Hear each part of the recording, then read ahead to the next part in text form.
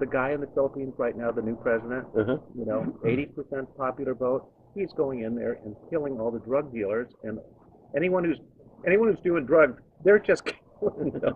And so we as our on our high horse are saying, well, you can't be doing that stuff.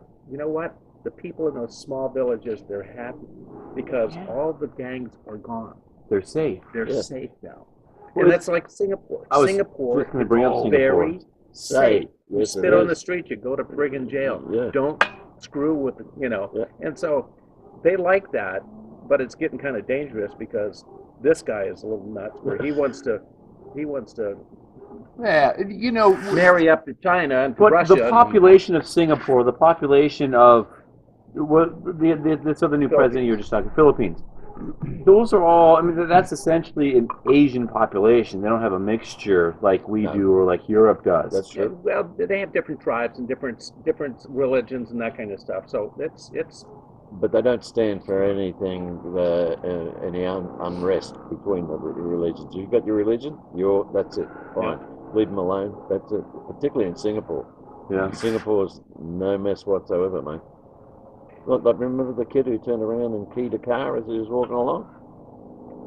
Yeah, I do remember that. Yeah. That was back in the 90s? Was that the kid who got caned him? They caned him. They caned him, and then our great president Clinton calls up and tries to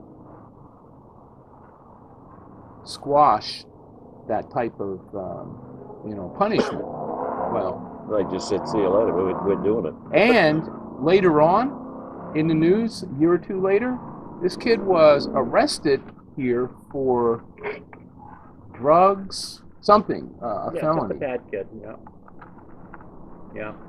So when I hear a president do something like that, why didn't Obama go and try to defend a couple of those Christians that were pastors in Pakistan? And there's a woman now. She's been on death row for a few years, a mother, and they said, oh, she blasphemed, and I'm sure she didn't. It's just that she was a Christian, and she's living amongst Muslims, and she's Pakistani, and one thing about the ACLJ, all of our presidents is if there's any Americans in trouble anywhere, regardless of what party, they try to help those people. Well, but over the years, no. You But name not a kid who keys a car and he's going to get caned.